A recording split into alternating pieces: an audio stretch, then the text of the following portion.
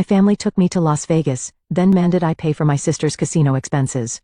When I refused, my mother smirked. Then stay here and think about it. My father stopped the car and my sister laughed. Enjoy your little survival, sis. They drove off, leaving me stranded in the desert.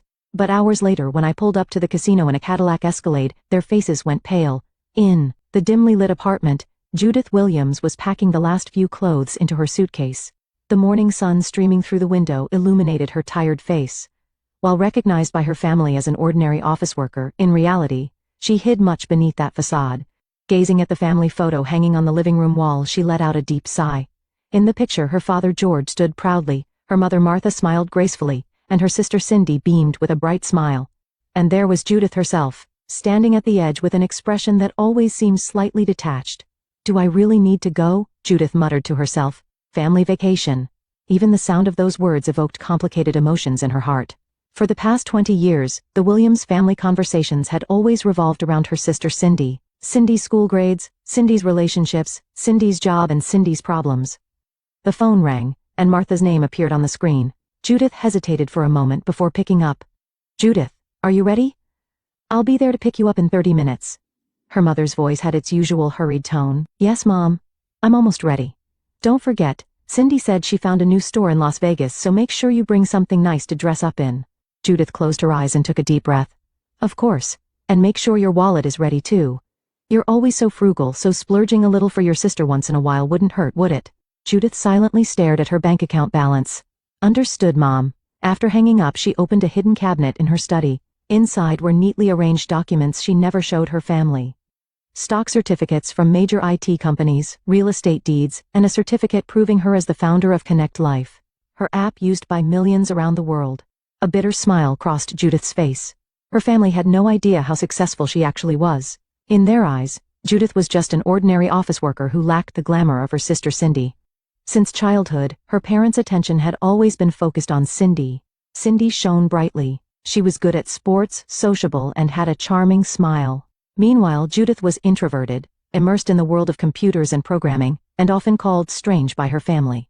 When Cindy received a scholarship to the local university after graduating high school, her parents threw a big party. But when Judith got a full scholarship to MIT, she was merely told, "Of course, you were always studying anyway." After college, Judith developed her own app, which was acquired by a major IT company. She became a millionaire overnight. But she never told her family about her success, because she wanted her family to recognize her worth, not for money, but as Judith, the person. As she closed her suitcase, Judith looked out the window.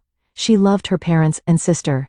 That was an undeniable fact. That's why she had secretly paid off her sister's college loans and provided assistance with her parents' medical insurance. They didn't know it, but Cindy's luxurious graduation trip had also been funded by Judith. Yet, there was always a discomfort and loneliness deep inside her. At family gatherings, she was always pushed to the sidelines, rarely asked for her opinion, and important decisions were always made without her. The doorbell rang, bringing Judith back to reality.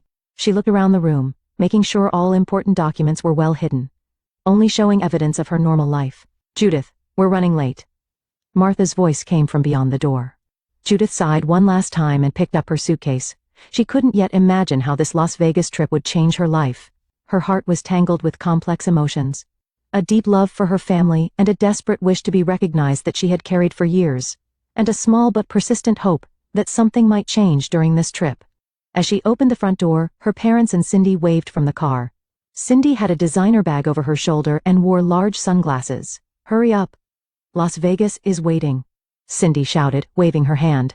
Judith smiled and headed toward the car with her heavy suitcase. The Las Vegas night was filled with dazzling lights and noise. Standing on the casino floor, Judith felt out of place in the glamorous atmosphere of the Saints Hotel and Casino. Around her, her family was enjoying themselves in their own ways. Father George was carefully examining his cards at the poker table, while Mother Martha let out little screams every time she pulled the lever of a slot machine. And her sister Cindy. She had claimed a spot at the roulette table, placing chips with flashy gestures. Her face was flushed with excitement, and her eyes gleamed with a thirst for victory. Red 36, Cindy shouted, pushing another pile of chips onto the table. The roulette ball spun, and an expectant silence dominated the table. The ball landed on black 17. Oh, come on. Cindy kicked her chair in frustration. I was so close. Judith quietly observed her sister. Cindy must have already lost over $1,000 tonight alone. Yet she showed no signs of giving up. Judith, why don't you place a bet too? Martha called out to her daughter. It must be boring just watching, isn't it? I'm not interested in gambling, Mom, Judith answered quietly. I'm having enough fun just watching. Martha shrugged. You're always like that, so passive about everything. At that moment, Cindy got up from the table and walked toward the family. Her expression showed anxiety. Mom, Dad, can I talk to you? Cindy said in a low voice. Could you lend me a little more money? George frowned. Cindy, I just gave you some a moment ago, but I just know I'm going to win this time. Cindy pleaded desperately. I can see the system now. Martha looked at George and nodded silently. George sighed and took out his wallet but frowned when he looked inside. Sorry, I don't have any more cash, George said. We need to go to an ATM. Judith, Martha suddenly turned around. You have money, don't you? You're always saving, so you must have some to spare. Judith looked at her mother in surprise. Mom, what are you saying? I want you to lend Cindy some money, Martha said matter-of-factly. We're family, so we should help each other, right? Judith was speechless for a moment. She certainly had more than enough funds. But the issue wasn't about money. Cindy, Judith faced her sister. Haven't you had enough fun for today? We have all day tomorrow. Why don't we call it a day? Cindy's expression darkened. What do you know? I'm just about to hit the jackpot. There's no guarantee you'll win, Judith replied calmly. You should play within your means. Within my means? Cindy raised her voice. You're always trying to hold me back. Calm down, both of you, George intervened. Judith, why can't you help your sister? It's just a few $100s. The issue isn't the amount, Dad, Judith said quietly. I think it's time Cindy learned to act responsibly. You! Martha's voice rose higher. You never think about the family. When Cindy was so looking forward to this, noticing that casino guests around them were starting to turn their heads, George urged the family, let's talk outside, not here. The four headed out of the casino toward the hotel parking lot. The night breeze cooled their heated cheeks, but the tension didn't disappear. Getting into George's car, a heavy silence enveloped them. As the engine started, the car drove away from the dazzling lights of Las Vegas toward the quiet desert. I don't understand your attitude, breaking the long silence, Martha said. We've always thought of you, but you, Judith stared out the window as she answered. Really? Cindy has always been the priority, hasn't she? That's because Cindy needed it. Martha raised her voice. You've always only thought about yourself. Only about myself? Judith's voice trembled. She swallowed her words. It wasn't the time to tell them the truth. Not yet. Look, Martha pointed at Cindy. See how hurt your sister is. Cindy's eyes were indeed tearful, but Judith knew it wasn't genuine. She had seen this act many times before. Enough, Judith said in a tired voice. There's no point arguing any further. I'm not going to lend Cindy money for gambling. A dark smile appeared on Martha's face. Then perhaps we should make you reflect on this. Before Judith could understand what her mother meant, George suddenly pulled the car over to the shoulder. A desolate desert highway, nothing for miles around. Dad, what are you doing? Judith asked anxiously. Get out. George's voice was cold. What? Get out, George repeated. You seem to need some time to think. You're joking, right? Judith looked at her parents in disbelief. This is the middle of nowhere. You have your cell phone, Martha said coldly. Since you're so smart, you should be able to find your way back. Judith was speechless. She couldn't believe this was really happening. But seeing her father's cold expression and her mother's determined attitude, she had to accept the reality. With trembling hands, she opened the door and got out of the car. The gravel crunched under her shoes. Cindy rolled down the window and smiled triumphantly. Enjoy your survival experience. The engine roared, and the car returned to the highway. Judith stood frozen, watching the receding taillights. The desert silence enveloped her, and for the first time, she felt complete solitude. Hot tears streamed down her cheeks. This was her family, the people she had always loved and secretly supported. They had left her alone in the desert. But a few minutes later, Judith's expression changed. There were no more tears. Instead, a light of determination shone in her eyes. She took out her smartphone and scrolled through her contact list. No need to put up with this anymore, she muttered quietly. It's time to show my true self. She tapped a number and made a call. After 3 rings, the call connected. Jake? This is Judith Williams. Her voice was filled with confidence. It's an emergency. Can you arrange for an Escalade from the Las Vegas branch right away? Yes, fully equipped. And I'll need that special suitcase too. As stars shone in the desert sky, headlights approached from the distance. Judith sat on a small rock, waiting calmly. The earlier panic had vanished, and now only quiet determination remained in her heart. A black Cadillac Escalade glided to a stop in front of her. The man who stepped out from the driver's seat was dressed in a perfect suit, and bowed his head respectfully. "I apologize for the delay. I apologize for the delay. Quicker than I expected. I came as fast as I could, with top priority." Jake opened the door. "I came as fast as I could, with top priority." Jake opened the door. "I came as fast as I could, with top priority." Jake opened the rear door and took out a black suitcase. "Everything is prepared as instructed." Judith accepted the suitcase and nodded quietly. "I'm going to change. Will you wait in the car?" A few minutes later, Judith returned to the car looking completely different. The cheap casual wear was gone, replaced by a perfectly tailored Chanel suit. Her hair was styled in a sophisticated updo, and a subtle yet elegant diamond necklace sparkled at her neck. Her expression had also changed. Gone was the shadow of the hesitant sister. In its place stood a successful woman filled with unwavering confidence. "Please head to the Bellagio," she commanded, in a soft yet authoritative voice. As the Cadillac smoothly set off, Judith stared into the darkness outside the window. In her mind, events of the past few years flashed by like a montage. Her computer science degree from MIT, the app development she had started alone in a corner of her apartment, and the globally successful Connect Life app.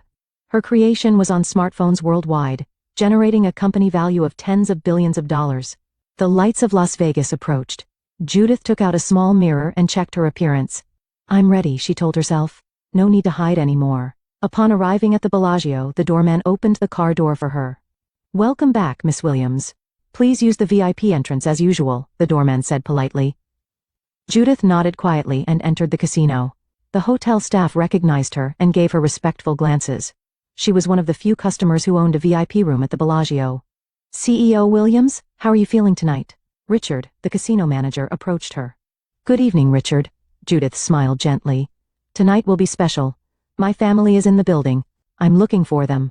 "Of course, let me help you," Richard answered immediately. "How many people?" "3.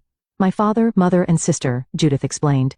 "They're probably on the main floor." Richard gave brief instructions, and the staff sprung into action.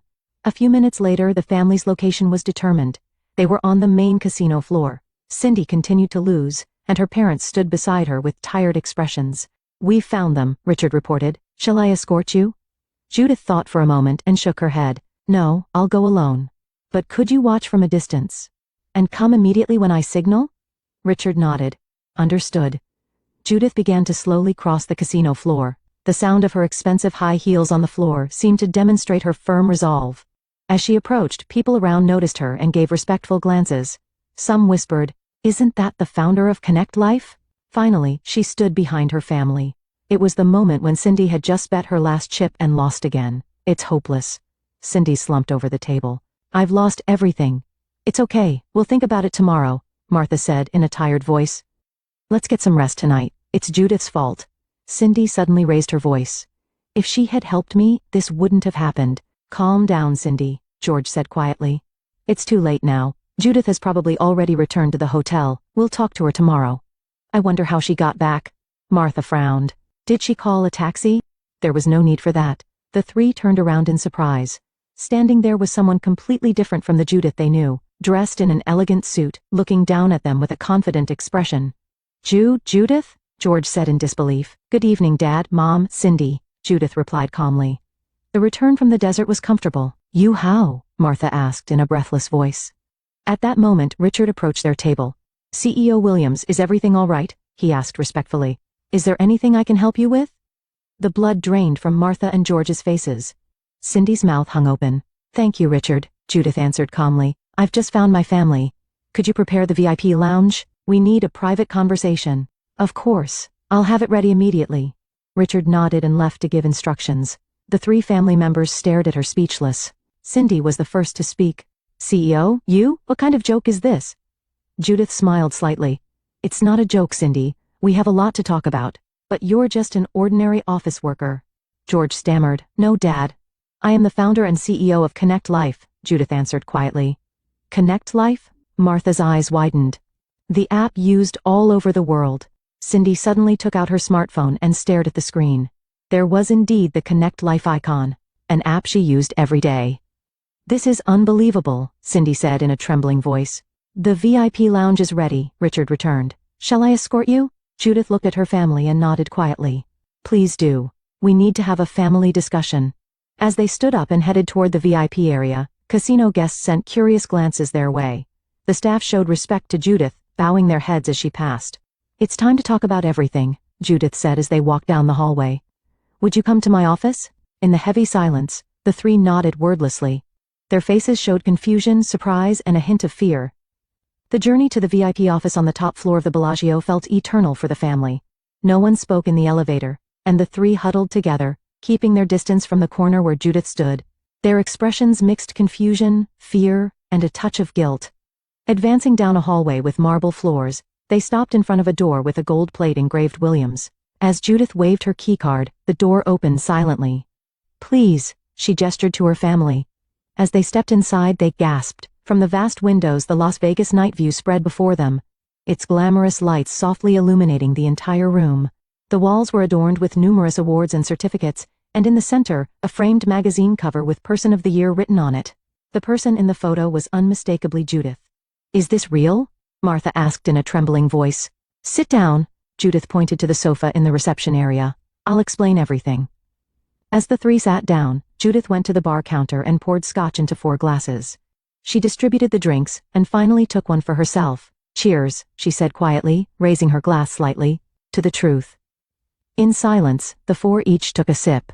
Cindy grimaced, but her parents desperately tried to maintain their composure. 10 years ago, I developed an app called Connect Life, Judith began quietly. Initially, it was a simple tool for people to communicate more efficiently, but eventually, it came to be used worldwide. 2 years later, a major IT company acquired it, and I agreed to the sale on the condition that I would remain as CEO. But, why didn't you tell us? George asked in confusion. About such success. Why I didn't tell you?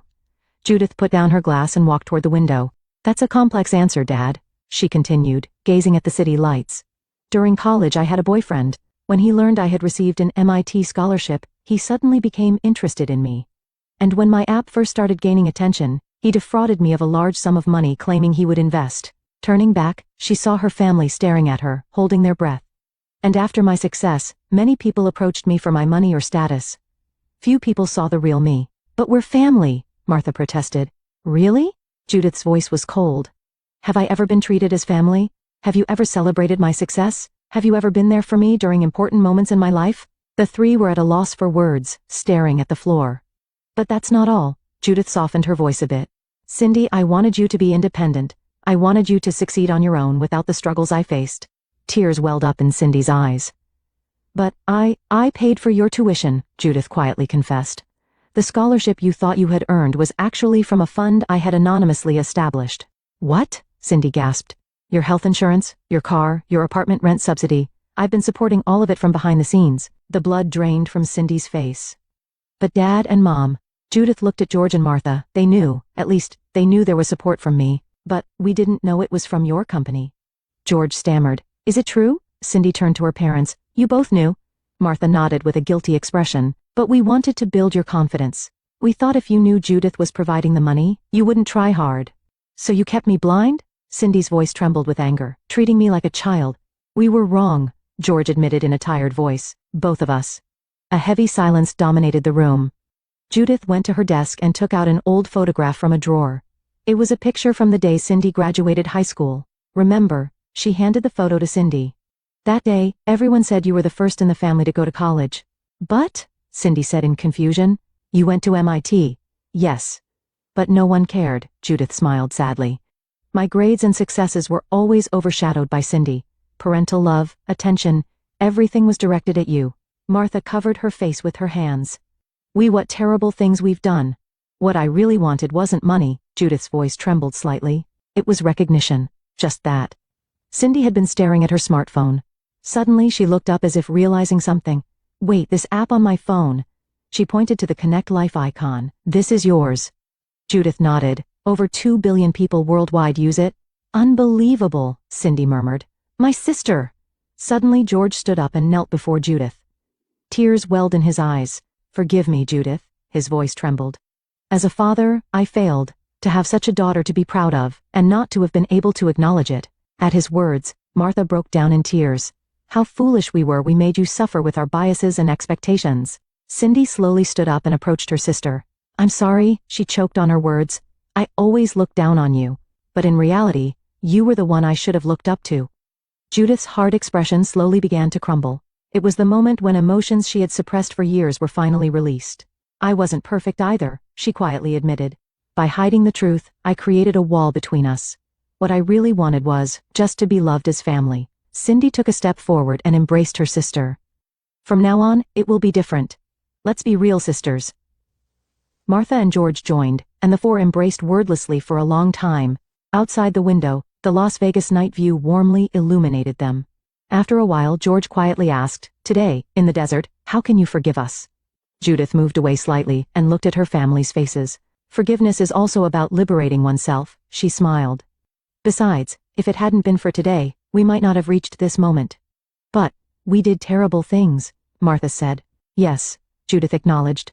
But that's in the past. What matters is what we do from now on. Cindy held her sister's hand. I want to change, to be independent, to achieve something with my own strength. I'll help you, Judith promised. But this time, not with money, but as a sister. The four embraced again. There was a sense of a new beginning, overcoming years of misunderstandings and wounds, a moment of a fresh start as a family. Outside the window, countless lights of Las Vegas shone like stars. It was as if they were celebrating the beginning of their new journey. Cheers! The pleasant sound of glasses touching resonated on the spacious terrace. The sunset visible from Judith's luxurious California mansion had dyed the sky red and orange. Surrounding the table was her family. A year had passed since then. This Thanksgiving is special, Martha said contentedly. She had a softer expression than before, and new gray hairs had appeared, but her eyes had a youthful sparkle. We're thankful for both Connect Life's IPO and our new beginning, Judith replied with a smile. George looked at his daughter proudly. At 63, he had now fully retired, and was passionately mentoring young entrepreneurs based on Judith's experiences. Thanks to you, I've found a new purpose in life. Across the table, Cindy sat with a confident expression. She had changed the most over the past year. Recovering from her gambling addiction, she had launched a fashion blog called Authentic Style, which was already achieving modest success. I still can't believe my blog is getting such support, Cindy said happily. Your talent is being recognized. Judith nodded toward her sister. It's a path you found yourself, not something I imposed on you. Cindy looked at her sister with gratitude. At first it was difficult to refuse your startup funding, but I'm glad I was able to accomplish it on my own. And now you've taken your first step as an influencer, Martha said proudly. During the meal, George gently knocked his glass to get the family's attention. And now you've taken your first step as an influencer, Martha said proudly.